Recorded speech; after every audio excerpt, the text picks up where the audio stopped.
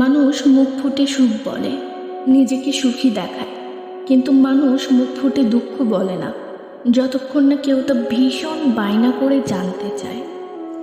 নিজেকে সুখী দেখানো খুব সহজ, তাই মানুষ তার চোখ, মুখ, কাজ, লেখা, বাস্তবে কিংবা ভার্চুয়ালে সব কিছুতে নিজেকে ফ্লেক্সিবল দেখায়, স্ট্রং দেখায়, এবং সবাই এটাই দেখে।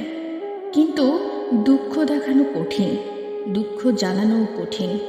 দুঃখ সবাইকে বলা যায় না, মন খারাপের কারণ সবাইকে বলা যায় না।